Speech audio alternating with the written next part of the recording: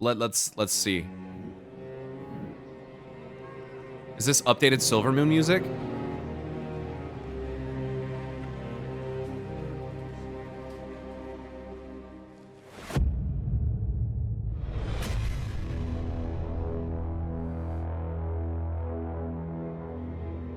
Let's see. Yeah, no, I understand it's gonna be the microphones. I get it. Please join me in welcoming Ian Hazzikostas and Marie Hamilton for the World of Midnight. Give it. I feel like she got both of their names wrong there, but it's okay. I'll turn off stable volume.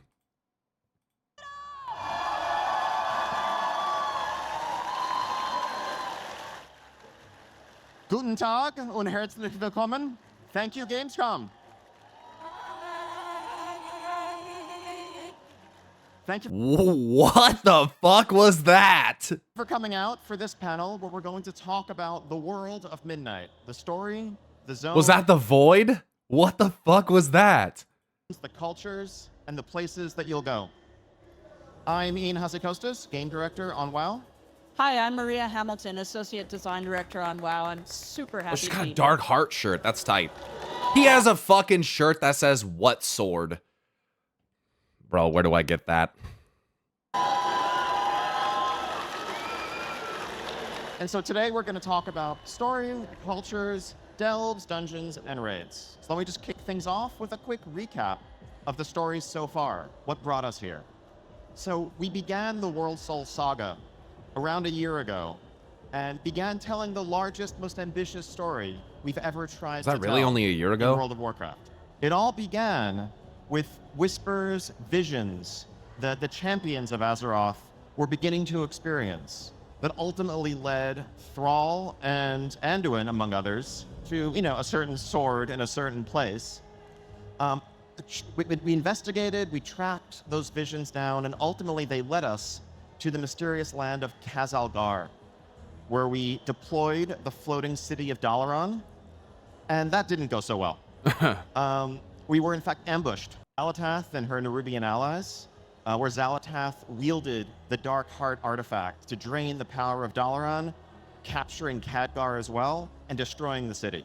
Over the course of our adventures, Zalatath thwarted us several times. Sound good for you But guys? Valeria was able to ultimately perceive the power and the importance of the Dark Heart. She struck out at it, damaging it. This severely disrupted Zalatath's plans, as well as freeing Khadgar. He was mortally wounded, but Anduin was able to step in and save him. But that disruption led Zalatath to seek out the aid of one Gallywix. Now, the Dark Heart is this incredibly powerful artifact, originally crafted by Neltharion with the aid of the goblins. Right. So who better than some goblins to repair the damage? And that must have been pretty ancient goblins, probably enslaved to do so. That's a pretty fucking interesting detail, that. I'm gonna have to think more about that. But she should have found some more trustworthy goblins. Because Gallywix, of course, had a plan of his own. And the Dark Heart ended up falling into the hands of Shadowguard Ethereals.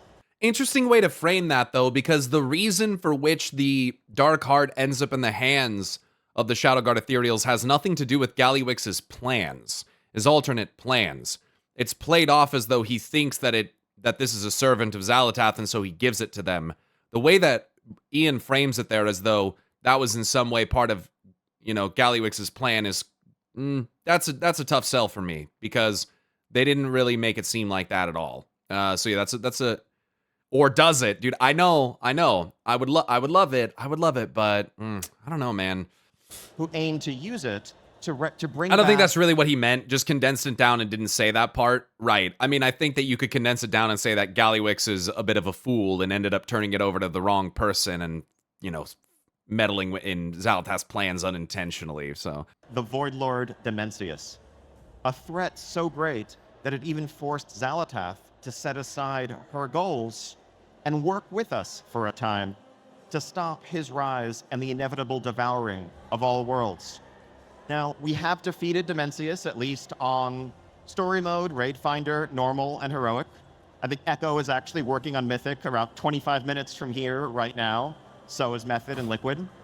But would you believe It's been a that good upon race. Demencius's defeat, Zelatath was not, as it turns out, on our side. Ah, who's surprised? We're so surprised. I mean, Zalatath said it herself. There doesn't need to be trust. You shouldn't trust me. I don't trust you. There's no trust in this interaction. And so she claimed the power of the Void Lord Dimensius, ascended to become one of the most powerful beings the cosmos has ever known. Interesting. Interesting. Yeah, it's like if the Silver Surfer consumed the power of Galactus. I feel like that's kind of a pretty big step up, but again, it's framed in the context of the artifact is powerful. Is Zalatath actually powerful, or is it more so the artifact? I take it more so as like it's the artifact. She has a weapon that makes her powerful. But if she doesn't have it, how powerful is she really? And now, as we move into midnight, she is set to launch an assault that will plunge our world into darkness, that will extinguish all light unless we stand against it. Extinguish all All right, light. well, let's start off talking about our heroes and our foes. So starting off, we've got Turalyon, Erator, and Ilaria. We've been following Ilaria's Ooh, journey Erator for looks a bit good. here. We know about her. There's some people complaining about Erator's new appearance not fitting his old descriptions. Guys, I'm just going to say it. At the end of the day, it's their world. It's their characters. I know that we're a part of it, but they have ultimately the control and, power to direct this in whatever way that they want. I think Erator looks great.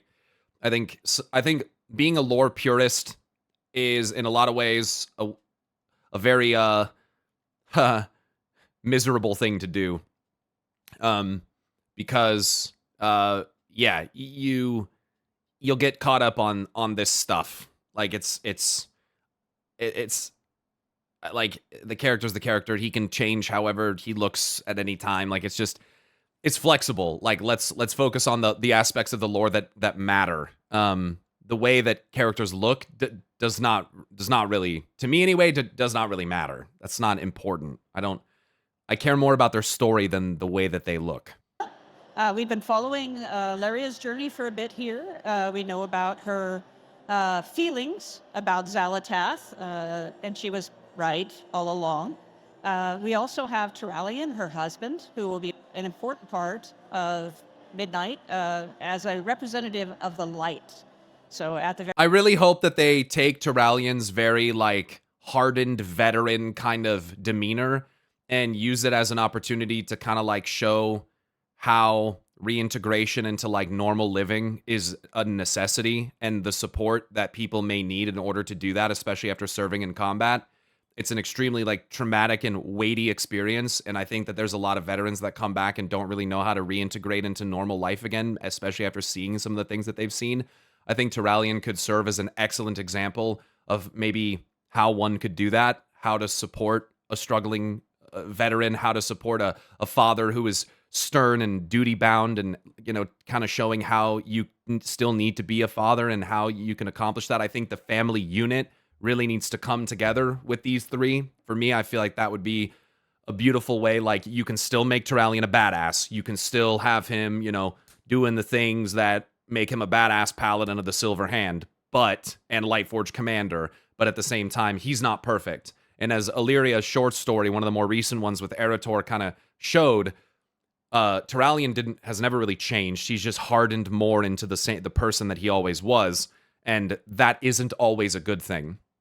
I think that both Illyria and Turalyon are struggling. I think Turalyon is very one-track minded, very rigid, very, like I said, duty-bound, and I think that Illyria is anxious, uncertain, feels distant, and I think that their son really has the opportunity to pull upon the light, to pull upon the dark, and to bring them together in a way that they haven't been able to be in a very long time, because frankly, they missed out on Erator's childhood, and Turalyon treats Erator more like a soldier than a son, and Illyria is so distant that, she feels apprehensive about their relationship in general. So I just think there's a really beautiful opportunity to tell a story about the family unit. You can do the same with the Windrunners as well. And I hope that they do it in a tasteful manner that highlights why Turalyon and Illyria and Eretor are all so badasses, such badasses, but also how that's not really the core of what holds a family together,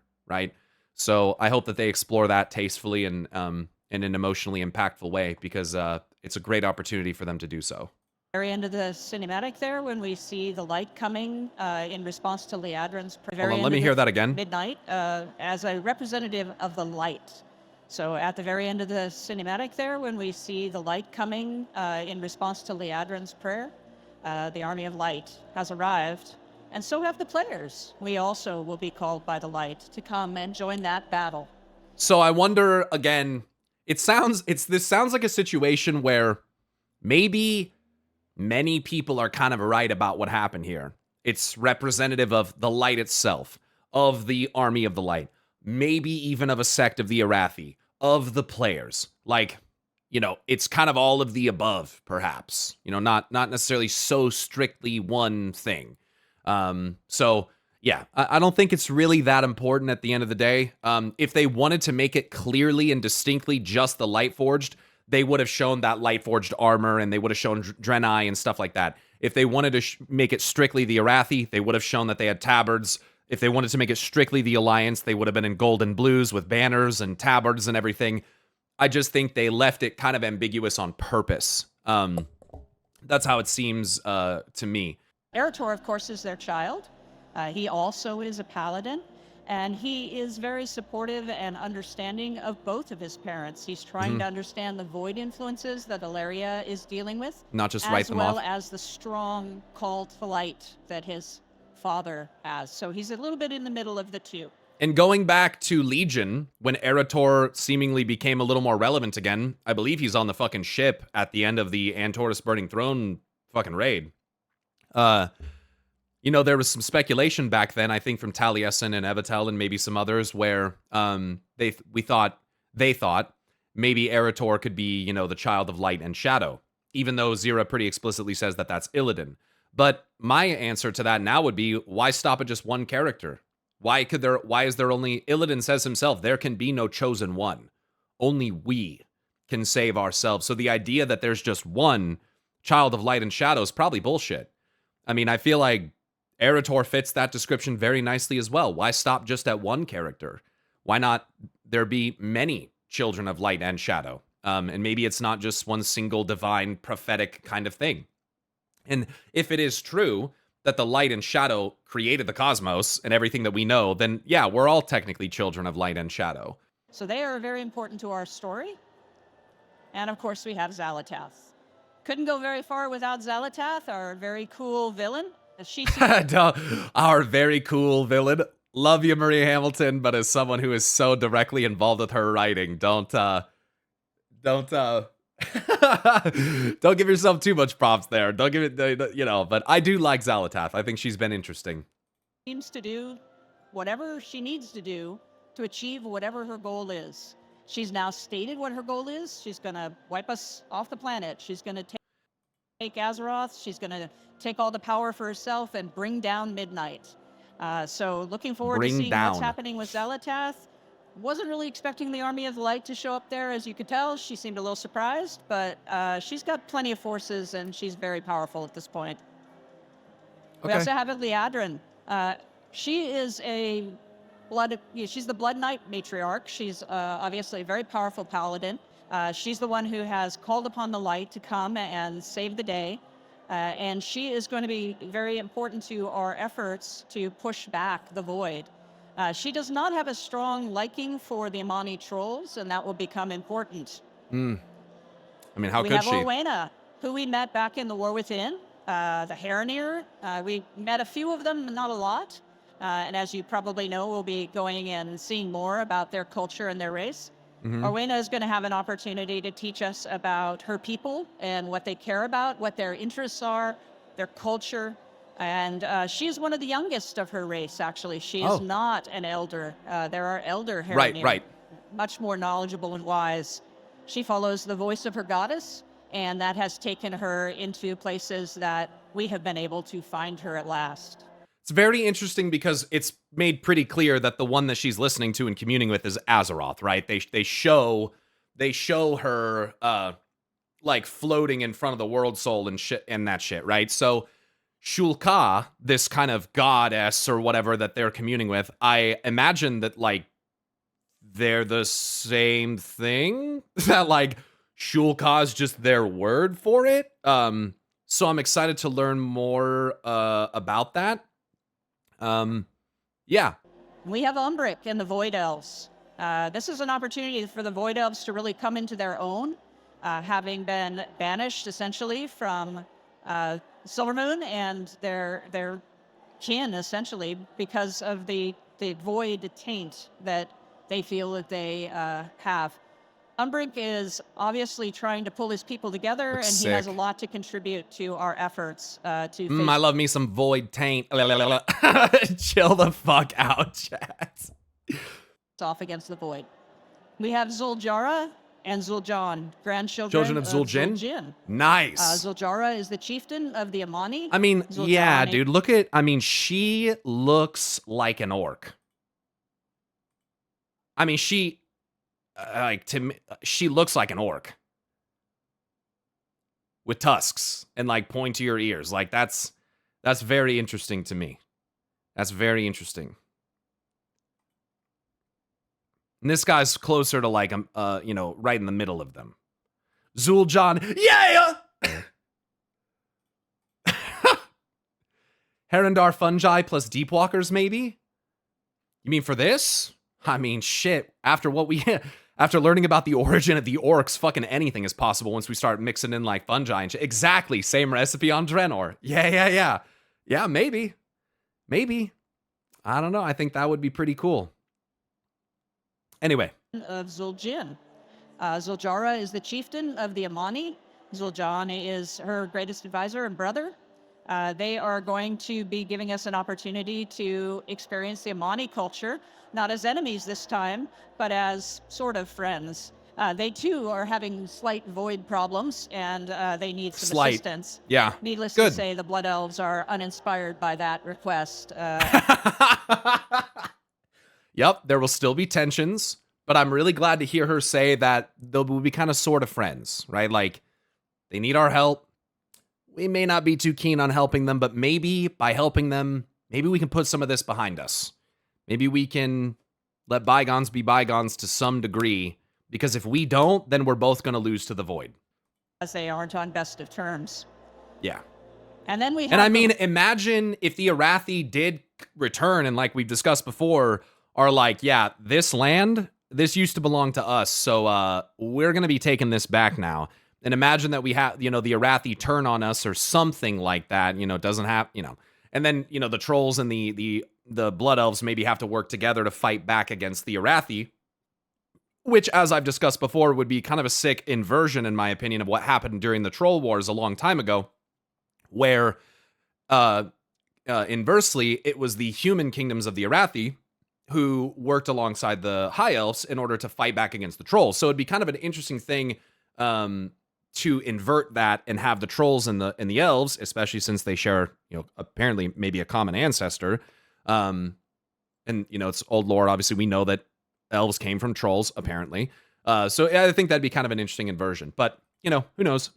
Void and the light, arguably the biggest conflict here between two forces. The void we have been fighting against, the light we have been fighting with. But, extremes of either are problematic, as you might imagine. So there will be some issues between the two, and also issues between people that are void-based, like Void Elves.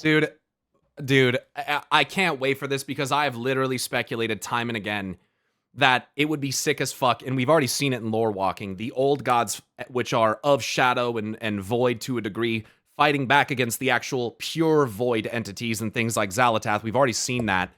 But that things are much more gray, that there are good light wielders and bad light wielders. The extremists, like the Lightbound, no good. Zira trying to force prophecy upon Illidan, no good, right? Like, that's not a fucking mystery. So I love that, and again, I've talked about this before, that different philosophies of different groups of the light are going to be in opposition.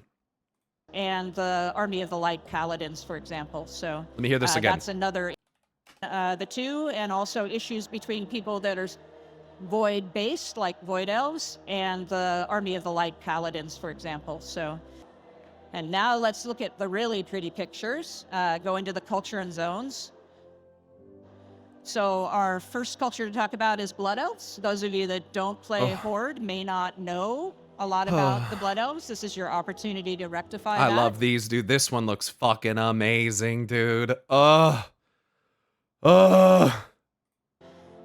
were High Elves before adopting the name Sindorai to represent and reflect upon the death of so many of their own. Ooh, they have a cosmic map right there. You see that? They have one. And reflect upon the death of so many of their own. They haven't forgotten about them. There's another one. The Scourge, it did a terrible number on their home area in Eversong and Ghostlands, and they have been recovering ever since. Their need for power, their need for energy and magical strength is well known. They are very, very tied to the Sunwell, which is, of course, exactly what Xalatath is going after. Here's some pre-alpha footage for you that we just captured a couple weeks ago. I want to point out that there's not a lot of creatures spawned yet because, as I said, we're pre-alpha. It's beautiful. But it's looking really good. It's exactly what you might expect from Eversong. Eversong and Ghostlands have been combined into a single zone, Quel'Thalas. Oh, they're just calling it Quel'Thalas. Very cool. Okay, I mean, that's what it is, but guys, I'm going to be honest. Besides Titan stuff, I do not think that there's anything for me more hype in World of Warcraft than Blood Elf, Quel'Thalas. Like, this is my favorite thing in World of Warcraft besides the Titans. Like, it's where I started. It feels like we've come full circle. Even since I've been playing, people have been begging to have Silvermoon reworked to be able to fly here in the Ghostlands. This feels so fucking surreal. It is so fucking surreal. And I'm gonna be honest with you, I think there was a time where I never thought that they would do this. I thought that this would never happen. And so I'm still like kind of in shock. Like I'm still kind of in shock that this is actually happening. So I'm glad that excitement gets you guys excited. And yeah, to me this is like, not to be exaggerative, but like, or dramatic, but this is like a dream come true. Like I can't believe what I'm even looking at. So yeah, I'm so stoked. I'm so stoked. I'm so fucking excited. Because it's a relatively small zone. And I've always argued that instead of, one of the things that I think started to disconnect people from WoW, which is funny because people complain about this, about them redoing areas and saying it's recycled content. People who say that are fucking so disconnected, dude. But I think that what began to happen for me was we've gone to so many different places in different worlds and different, these kind of, again, extraneous kind of environments, like the Shadowlands, that it began to feel like, did we forget about the world that we live in? And I've argued for years and years and years and advocated for that, like, there is a beautiful, sprawling fucking world that you have here, and there are areas of it that are forgotten. And just so you guys know, they're probably going to end up, of course, remaking things like Azure Mist and Blood Mist Isle, which will be fucking insane, because the Draenei are building a city out there. Like, what the fuck? Like, it's so, like, refreshing and heartening to see that they are coming back to these places that are beautiful in their own right, and hopefully they will preserve them with things like Sword of Dormi, so we can go back and visit them the same way that they've done with other zones that have been updated, like Arathi Highlands, which I think they will. But to show that, like, this place still exists, it still matters, it's not forgotten, right? It is, this world is alive. What the Blood Elves have been going through is relevant. Things do change, because I think that with the focus on the continued expansion and expansion one after another, we're always adding these new areas and the continued revitalization of the old world is imperative in an MMO. It is imperative that you don't forget about it, because at the end of the day, it is these kinds of zones, these places that people's core memories of WoW are rooted in. And so don't forget that. Don't forget those people. Don't forget those cultures. Don't forget those experiences. This, to me, is one of the most meaningful zones, hands down. I will hopefully never forget walking up the Dead Scar my first time on my little Blood Elf Paladin on the trial version of the game and thinking, what the fuck is this?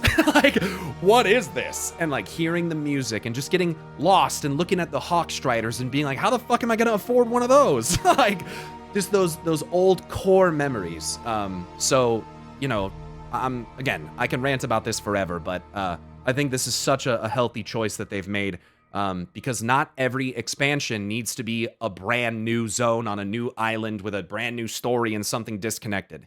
Tying the old stuff back in is equally, if not more, equally as, if not more important. So, okay, yapping done. Were small zones back in Classic, and now with Skyriding, we want it to feel fun to move through them. But as you can see, you know, it's the usual sorts of architecture that you would expect, the lofty glistening towers, the amazing foliage and manicured gardens. And there are some things that have healed. The Dead Scar in particular has totally healed and is no longer there. Not all parts of the zone, however, have healed up. There are still some areas that look a little bit iffy. Oh, wow, look at that banner right there. That's literally Xalatath, the weapon. Check that out. So yeah, essentially... And I mean, this wild growth coming out of here, I saw a comment from someone saying, like, does this mean that Herondar is beneath Quel'Thalas? It could be. But I feel like Herondar is meant to be in, like, the Emerald Dream or something like that. I certainly could be wrong. But just because you have wild growth and light accelerated growth, you know, happening here doesn't mean that it's like, it doesn't have to be right beneath it. But again, it could be. There's a very important tree that had been grown in Quel'Thalas. Was it Thassalah or whatever the fuck it was? That is basically, I would assume, connected not only via the Sunwell's magical power, but probably some extent to the dream or the greater realms of nature as well. So, you know, to get kind of botanist-like wild growth here, to me is not particularly surprising. It's the same place you're used to if you're a Blood Elf. If not, here's your opportunity to check it out. Check out the zone. Reimagining it was super fun for us. Artists had a great time. Had the opportunity to make it just a little bit bigger, a little bit better, and increase the fidelity of the zone. Hope you'll enjoy it. We're going to move on now. And this is Silvermoon City. It is enormous. I would say that because it's a hub city, there's a small section of Silvermoon that's been set aside. It is so fucking beautiful. Someone in the chat asked, you know, are you cool with the blue crystal now instead of the green? I mean, yeah, I don't give a shit. Like, the green stuff is all involvement with, like, Fel and the Burning Legion as well. So you have some green stuff here on the ships as well. It's not like that's entirely gone. But, you know, you probably shouldn't have green, you know, Fel crystals floating around anymore. Like, I think that we have kind of moved on from that, I think. As a sanctuary area where Horde and Alliance share that space. But the majority of the city is Horde. That does look like a big Horde symbol, yeah. And, you know, Alliance is kill on sight, as you would expect. This is fucking stupid. Yo, Alliance players are seething right now. You know, I don't really remember the last time I was cordially invited or given any specific little areas in your fucking cities to come visit, so I don't really feel bad for you, okay?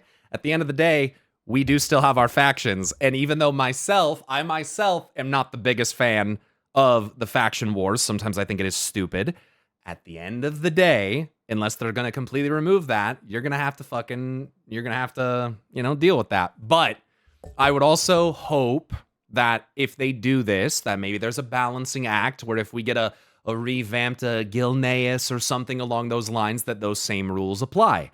Where if we are going to come and help for whatever reason, that we are also restricted. And I think that the reason why this sucks, ultimately, if I could just let the faction stuff go for a second, is that this is a beautiful fucking new city. And as an Alliance player, you want to experience that. Bottom line is, you want to explore, you want to see it too. And so feeling like you're restricted to certain areas and don't really get to experience it, I get why that sucks. I'm not going to try and be like, well, you should just fucking deal with it. I totally get it. Time, it's all new assets. The city walls are all brand new, all to top fidelity. Horde banners, huh? Everything has been remade. We've got places you'll recognize. You should feel real nostalgia if you've had any experience here. We have Murder's Row, which you're going to see a dungeon related to that as well. But overall, it's the same glorious, wonderful Silvermoon you love, but with much, much better, much more recent fidelity art. Yeah, it looks beautiful. And once this stuff gets filled in with our spawning, it's going to look amazing. Yeah, but will the Nightborn show up and help? I think they must, because we've already seen it in the gameplay reveal trailer. We've already seen that. That, like, there's at least a group of Nightborn that shows up to help. So. And yeah, there's a little void storm problem going on. And let's talk about the Amani, because they're the next culture we're going to want to talk about. Hell yeah. They were previously enemies. If you happen to be around and played the raid in Zulaman, then you're familiar with the Amani and sort of their culture. We've had an opportunity to expand them because we created an entire zone for them now. They are very proud people. They worked very hard to get their land. They had some important work to do. The Zandalari basically said, well, you can have that land if you defeat this, giant, evil, horrible thing. And so they did that. Kithics, right? And they were a great empire for a period of time, but they've fallen sort of into a lesser status now. They've sort of lost their touch with the Loa. They're not as close to them. And being right on the border and having a lot of conflict with the Blood Elves makes this a little tricky for them. They too are having some void problems. Yeah. This is Zulaman. Wow. We've built the entire zone out. You will see the raid space. It still exists. Those of you that did that raid will recognize those buildings, I expect. This is a very old forest, very tall mountains. It's temperate. It rains a fair bit. It's just like the Pacific Northwest, dude. Especially with all those pine trees, man. It's Grizzly Hills-esque. Which, to be fair, when you think about it, when Kalimdor's put more together, it's not that far away from Grizzly Hills and Howling Fjord. It's got eagle. Wow. Lynx. Wow. Sorry. It's got eagle. Man, I love that. You're so fucking high up. There's like a break in the clouds. And actually, if you go to Zuldazar, Dazara lore, I think in the southeastern portion of the city, there is an area relegated for the use of the Gurubashi, or maybe Amani, maybe it's both. And there's some different like Loa that you interact with there, or like Loa avatars or something. I think an eagle is like one of them, among other things. So I don't know. That's interesting. Might be worth going and looking and checking that out once again. Lynx. Lynx is cool. That's cool. Janalai. It's got Dragonhawk, Bear, Loa, temples still, but the Amani haven't been really worshiping the Loa for a long time. A lot of stuff is overgrown and abandoned, and Zuljara is going to need to find a way to help her people survive the void onslaught that is coming for them. As you can see where the void has come in, it's not looking quite so good. And let's move on to that. Yeah, I can't wait to learn more about the disconnect from the Loa and how that's affected them, how that's affected maybe their land, how that's affected their cultures and their strength as a people. And how maybe we can help reestablish that. So we met the Heronir early on in the War Within, but we weren't really sure what they were about. We didn't know their story, and we didn't know their connection really to the rest of the world. We'd never seen them before. They're ancient guardians of the Rootways, and they're led actually by a council of elders.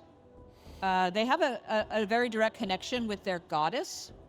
And Orwena has a very strong, direct connection, in fact, with the goddess. Well, I mean, okay, then again, so like when we see Orwena like communing with it, and it's obviously Azeroth and that stuff, then they worship Azeroth, right? Unless there's like some ENR shenanigans going on in here as well, too. Because yeah, I mean, I thought that they in the War Within made it kind of overt that, you know, we saw like a cinematic, or it was like something where Orwena's like floating in front of the fucking World Soul and shit. So it's like Shul-Ka to me sounds like a different name for Azeroth. Which led her to leave her people and go out into the outside world. Some direct connection, in fact, with the goddess, which led her to leave her people and go out into the outside world, something that they don't tend to do and they don't really look kindly upon. So, as you probably have heard, they are unlocked as an allied race. You'll be able to make your very own Haranir. We're going to have great customizations for them. Wow, that one looks fucking sick, dude. What the fuck? Man, they look badass. I like these. I have to say, I've seen the Druid forms. Yeah, they look we sick. weren't able to show those yet. They are really awesome. One of them is a pangolin, which just looks amazing. What is that? They are prone to... What the fuck is a pangolin? It's like an armadillo. What the fuck? It's like an armored anteater looking thing. They're nocturnal, and their diet consists of ants and termites. A pangolin? Is that the tank form? That's gotta be a tank, right? You can't have armor and not... It's a sand shrew. Wearing this bioluminescent paint, and they have different kinds of patterns they can put on their faces and chests. So Bioluminescent really cool paint. looking, Cool. really awesome. Not really elves, not what we really saw in the trolls. cutscene. Those of you that have kind of seen them previously, played in the War Within, know that they take a bat form when they want to travel. Not really elves, not really trolls. So that's the Haranir and their customizations. And this is the zone, Harandar. Wow. It is a fungal jungle place. A fungal jungle. And it has the And so, real quick, so far in these shots, unless this is in like a deeper layer of the world, I have yet to see like a clear sky, sun, or moons or anything. So this is either very deep underground or in the Emerald Dream. And I think more so that it is in the Emerald Dream, but I don't know. all of the roots of the world trees all converge here, all Yeah, I mean, that's... are twisted up in this area. So, man, I can't wait to see, are we going to get corrupted Shaladrisil roots? Are we going to get burned out Teldrassil roots, if that happened? Are we, like, is there going to be an area that's more maybe prone to nightmare infection as a result or something like that? Like, tie these stories of what has happened to the world trees back together and kind of have that continuity is what I hope to see. Yeah, maybe a Mirdrassil. Are we going to see some influence from that, where we have maybe a little bit more things that we might see in, like, Ardenweald or something like that? This pocket area, which isn't really directly connected to anything. Oh, how do you get in here? Could you get in here through, like, the Rift of Aln? Is that because in the Rift of Aln, when you look up, you see roots. So is that connected to this place? The people, the Haranir travel through the rootways themselves. So it's like a network between all the routes that allows access to this place. Like a little, like a route-based teleportation. And I wonder if that applies, if that is using maybe a similar logic to like the memory-based teleportation magic that we do with plants in the last mage quest line in Hollowfall. And like maybe that pertains to the, you know, I mean, we already have a grand portal network through the great trees and world trees of Azeroth via like the Emerald Dreamway. So, I mean, I feel like that the precedent for that is already kind of set. To move around the world. Whoa, look at that. What the fuck? The interesting things about this zone is it has a place called the Rift of Aln. And from the Rift of Aln... What? Called the Rift of Aln. This zone is... It has a place called the Rift of Aln. And from the Rift of Aln will issue forth creatures that their goddess dreams.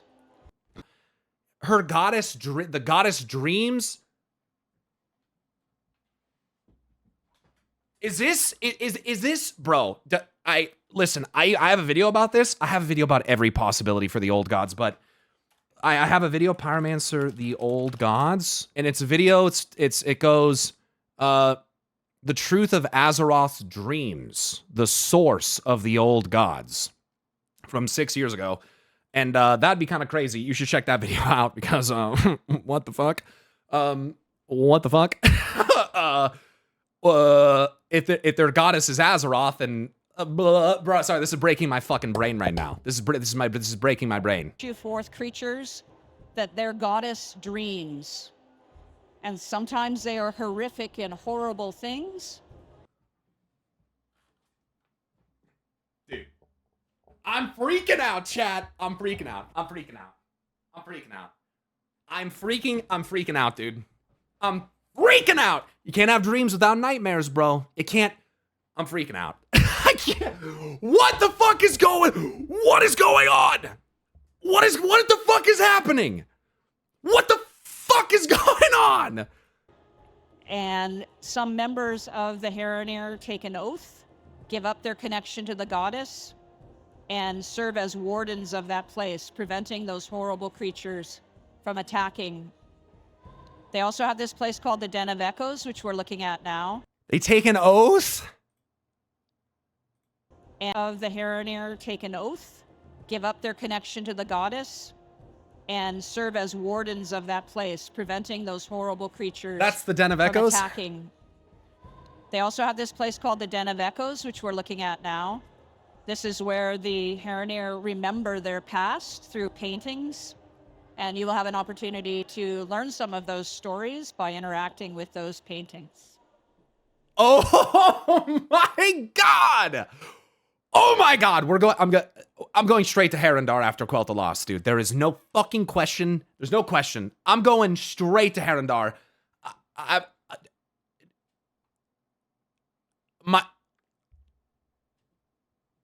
I can't even talk right now. The fucking Rift of All is back, dude. They didn't forget about it. And let's talk a little bit about the Void, since we also have that as a Whoa, culture. that's a sick, that would be a sick mount right there. I like that one.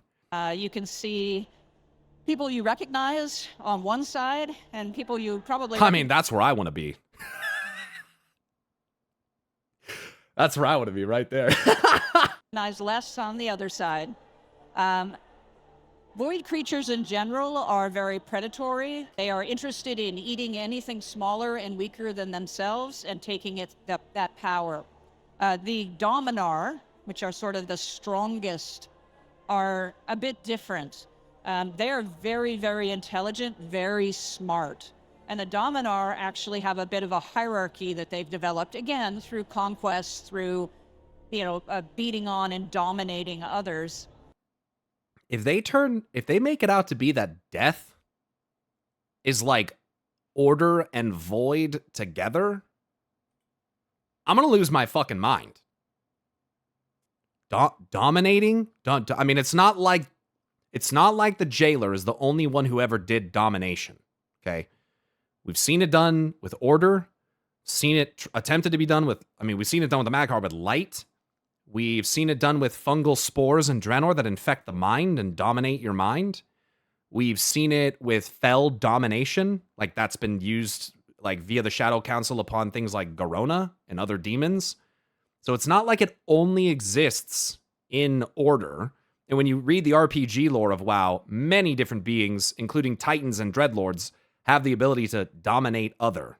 So it's not like, if that matters at all, it's not like it's exclusive, but especially considering their color and design. Unless, like, this is ordered void. Like, I'm trying to make sense of this. But in time. Have a bit of a hierarchy that they've developed, again, through conquest, through, beating on and dominating others.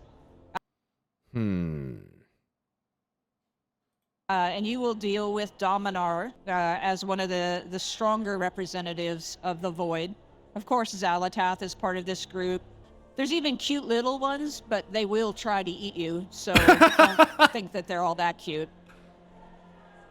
And this is Voidstorm. This is a mysterious... Dude, they have the same banner motifs that you see in the Arakoa, the Blood Elves. This, to me, I know that they say it's like a world shaped by the void or whatever, but you even have sun motifs and stuff. This feels like some ancient fallen world of light or something. Like, this has gotta be, in some regard, where Xalatath comes from. Like, this is... I would love for this to be Xalatath's homeworld, and to learn a little bit of Silver Surfer Galactus-style lore here. This is a mysterious world that has been formed by the void. Formed by the void. Yeah, dude, that... I don't know. The golden tips there, and... I don't know, dude. Interesting. It does kind of look like Azerite. Everything Six little markings above the door. here is hungry. Everything here is hungry. Will eat you, given opportunity. This is and there all look to be a bunch of big holes in the sky. That these are like portals through like the void, presumably, that you... So we're gonna end up going through the storm in the sky, I think, in order to get here. And I think we're gonna end up coming out of one of those, like a wormhole is kind of like the way this looks to me, is these are like wormholes. And that's how we're gonna get here. World It's the Maw 2.0, Gava. Listen, the Maw could have been fun, but it wasn't. So, I mean, hey, we'll see. Been formed by the void. Everything here is hungry. Everything will eat you, given opportunity. This is all about gaining power, becoming stronger, becoming more powerful, and eating the next thing. Essentially, we have a big raid here in Voidstorm. This is where we will face off against the Void with the Army of Light and attempt to make sense of what's going on. And yeah, we saw Lightforged Warframes, so like the Lightforged will certainly be a part of this. Will the Lightbound and Yrel? I don't know. We'll see. There are some gorgeous pictures. I would say the best blues and purples ever, probably. And I pointed this out before, but that thing to me looks so much like N'Zoth. It's fucking crazy. Happening right here. But generally speaking, a really, really cool zone to explore. And a lot of little black holes you can be pretty sure that they're enemies, all of them. Yeah, I mean, Zal was, maybe if this was her world, maybe, I don't know. Something where she was trying to get the power of the world soul. Demencius ended up fucking taking it, or the Void took it, or something like that. Now she's all pissed off and butthurt. Could have been the same world soul as Azeroth, or she's just after a world soul because she wanted hers and wasn't able to claim it, or I don't fucking know. I don't know. I'm excited to learn more about what that might entail going forward. You can be pretty sure that they're enemies, all of them. Okay. All right. And I'm going to hand off to Ian for delves, dungeons, and raids. Thanks, Sick. all. Oh, she was standing out there Thank doing you, that Maria. alone the whole time? Jesus. Yeah, all those amazing zones that you just saw, of course, are going to contain delves, dungeons, and raids. And so really, delves are one of our proudest additions to War Within, and they are, of course, here to stay. And so you have 10 new delves coming with Midnight, scattered across these zones. I think we've learned a lot of lessons. We've taken feedback on what worked and what didn't. And so these are going to have all the same layers of variety and replayability that you knew in the War Within. The Gulf of Memory is a real interesting one to me. Twilight Crypts as well. Shadow Enclave from Voidholm, maybe. The Dark Way reminds me of the Arcway. But yeah, the Gulf of Memory, that's the one I got my eye on. Sunkiller Sanctum is also a crazy-ass name.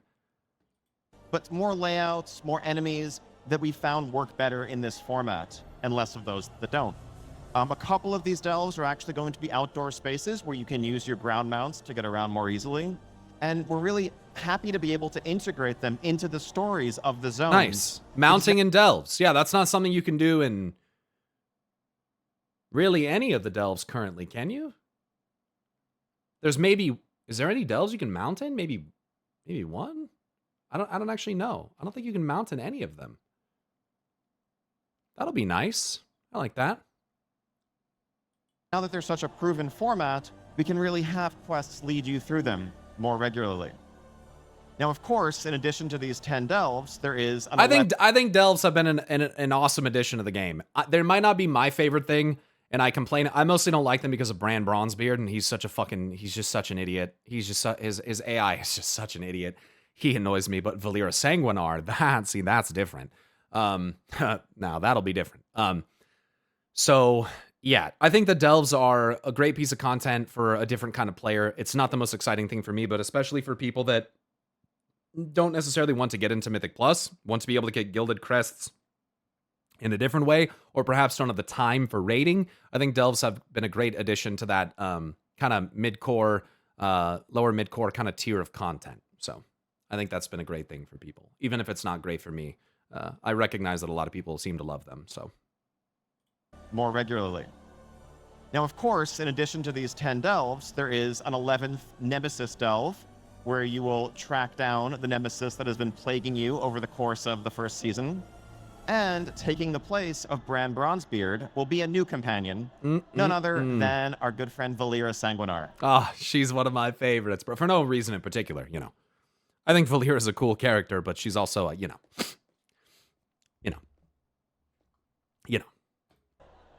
Now, she will aid you in many of the same ways as Bran, and hopefully stand in fewer things that you'd prefer she not stand in.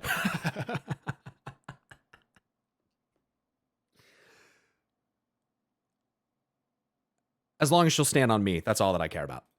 So, dungeons. We have 8 new dungeons coming in Midnight, 4 level up, 4 max level. And again, these, we always try to showcase fun gameplay and Guys, chill out. Innovative looks at the dungeon format. We'll be returning to Magister's Terrace, which has really been reimagined and expanded. Last we saw it, we'll visit some new locations that weren't accessible before, including a balcony overlooking the Sunwell itself. Nice. When we go Sick. to Murder Row, a corner I'm of stoked for remade Magister's Terrace, honestly. I'm fucking stoked. I'm also just really stoked for Windrunner Spire. Silvermoon. I think for Court of Stars fans back from Legion, there's some of those vibes here, as we're actually going in undercover to investigate rumors of the use of fell magic within the walls of Silvermoon. I wonder what Kael Thas would have to say about that. And before we know it, we're going to be plunged into combat, and the dungeon will unfold from there. Another favorite is the Void Scar Arena in the Voidstorm. Here, at the whims of one of the Dominar that Maria was just mentioning, combatants from around the universe come together to kind of battle to the death for the pleasure of the Dominar, and we're going to be thrown into that arena as part of this dungeon. And don't worry, especially in Mythic Plus, as waves come at you, you can control the pace of the waves. Thank God. I was really obviously worried about a fucking Violet Hold situation right there. Like, oh boy, here we go.